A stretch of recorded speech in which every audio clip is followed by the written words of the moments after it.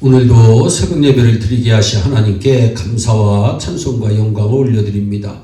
우리 다 함께 사도신경으로 신앙 고백하신 후에 찬송가 314장을 부르신 후 요한복음 12장의 말씀을 읽으신 다음 오늘 말씀을 듣겠습니다.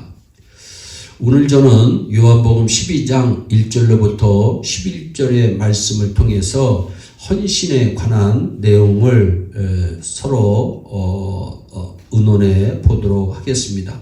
우리의 삶 가운데서 오래 기억되는 사람과 쉽게 잊혀지는 사람이 있는데 오늘 성경에 나오는 나사로와 마르다와 마리아는 오랜 세월이 지난 동안에도 기억이 되는 사람입니다. 사람이 오래 기억되는 이유는 그 사람이 행한 일 때문입니다. 예수님 시대에 태어났던 그들의 이름이 오늘 이 시대를 사는 우리들에게까지 기억되는 것은 그들이 행한 일이 너무나 아름다웠기 때문입니다. 예수님께서 베다니에 이르자 그들은 예수님을 모시고 잔치를 벌입니다. 마태복음 26장 6절 이하를 보면 시몬이라고 하는 사람의 집임을 우리는 알 수 있습니다. 베다니 시몬은 한때 문둥병자로 고통의 나날을 보내셨는데 예수님을 만나서 기적적으로 고침을 받은 사람입니다. 즉 예수님께 은혜를 입었던 사람입니다. 이분이 예수님의 은혜에 특별히 감격하여 살다가 예수님이 자신의 동네를 방문하자 보답하는 의미로 나사로와 마르다와 마리아와 함께 잔치를 벌인 것입니다. 은혜를 아는 사람이 있고 은혜를 쉽게 잊는 사람이 있고 은혜를 알지만 무시하는 사람이 있습니다. 베다니 시몬은 예수님께 받은 은혜를 항상 기억하고 있다가 예수님께 은혜를 갚은 사람이니 참으로 귀한 삶의 아름다운 삶의 모습입니다.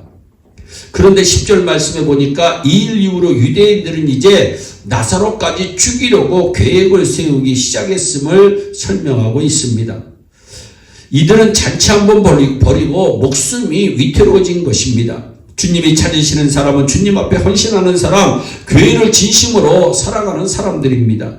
예수를 믿는다고 입으로만 고백하는 사람이 아닙니다. 세상으로부터 완전히 버림을 당할지라도 용기 있게 예수만 따라가고 예수를 위해서 헌신하겠다고 하는 제자를 원하시는 것입니다.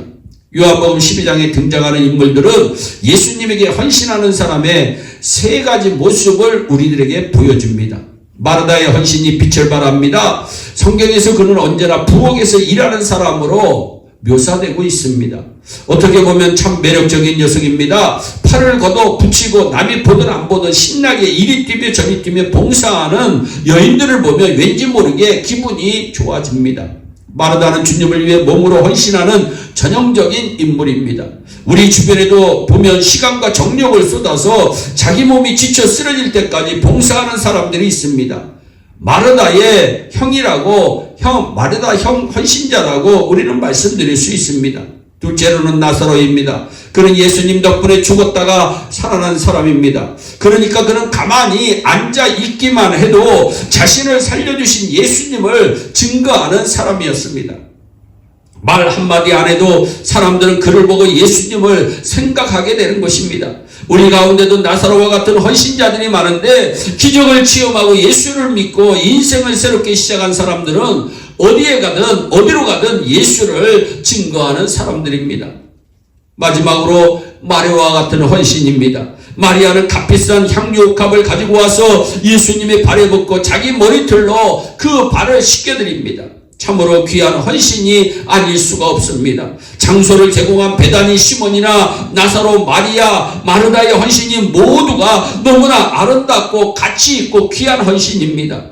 모두 아름다운 헌신이요 귀하지만 이 중에도 마리아의 헌신이 가장 귀합니다. 왜 그럴까요? 그것은 마리아의 헌신에 대해 예수님께서 내리신 평가 때문입니다.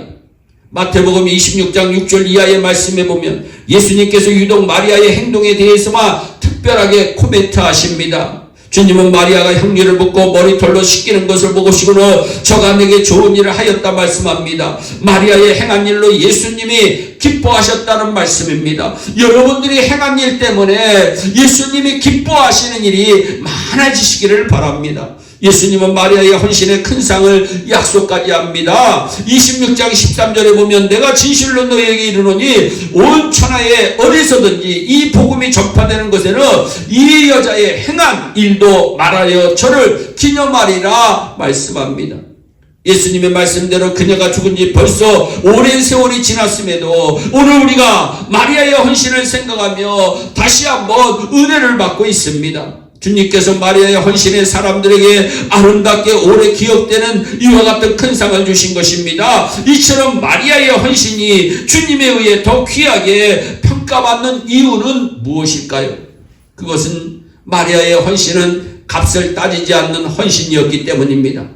사랑하는 여러분, 사랑은 값을 따지지 않습니다. 사람들은 가치를 따지기를 좋아합니다. 사람들은 조건을 따질 때가 있습니다. 선물 하나를 받아도 가치를 따집니다. 그래서 선물을 주고도 욕을 먹을 때가 있습니다. 그러나 하나님은 중심을 보십니다. 마리아가 옷감을 깨뜨려 주님의 머리와 발에 부었던 헌신은 부엌에서 열심히 식사 준비를 했던 마르다의 헌신이나 예수님 곁에 앉아 자기를 다시 살려주신 하나님의 은혜를 증거하는 나사로의 헌신과는 분명 다른 점이 있었습니다.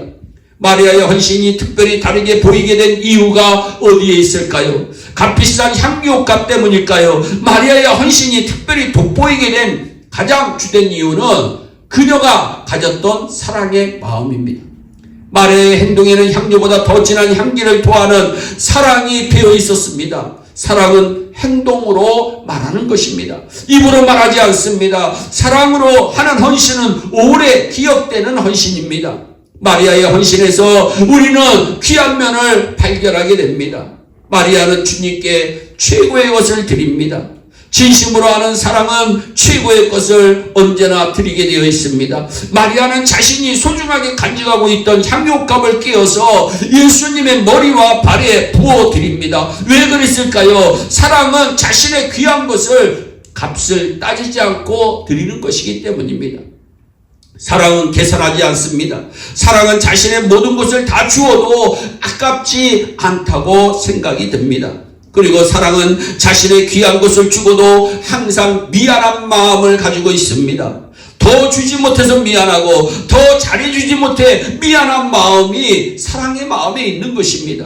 이게 바로 마리아가 가졌던 예수님에 대한 사랑의 마음입니다. 오늘날 사탄은 제 세상을 만난 것처럼 날뛰고 있습니다. 여러분, 왜냐하면 교회 안에 헌신 기피증이 전염병처럼 퍼져가고 있기 때문입니다. 쉽게 예수 믿고 편하게 신앙생활을 하고 싶어 합니다. 오늘날 왜 교회가 이토록 힘을 잃어버리고 있을까요? 헌신하기를 원하는 그리스도의 제자들이 자꾸 줄어가고 있기 때문입니다. 주님께서 먼저 자신의 모든 것을 우리를 위해 아낌없이 내어 주셨듯이 우리도 성령 하나님께서 우리의 마음의 문을 여시고 예수님의 사랑을 우리의 마음에 풍성히 부어주사 우리도 그 사랑에 젖어서 예수님께 귀한 것 드리고 값을 따지지 않고 늘 미안한 마음을 가지고 우리 주님 오시는 그날까지 살아가는 귀한 하나님의 성도들이 되시기를 주 예수 그리스도의 이름으로 축복합니다. 기도하겠습니다. 사랑의 하나님, 감사합니다. 오늘 헌신에 대해서 묵상해 보았습니다. 하나님, 예수님을 뜨겁게 사랑하는 귀한 마음이 우리의 교회 온 성도들에게 넘치게 하여 주시옵소서. 최고의 헌신을 예수님께 드릴 수 있도록 감사하는 마음으로 값을 따지지 않고 귀한 것으로 최고의 것으로 예수님께 헌신할 수 있도록 은총을 베풀어 주시옵소서. 감사하고 예수님의 이름으로 기도하옵나이다. 아멘.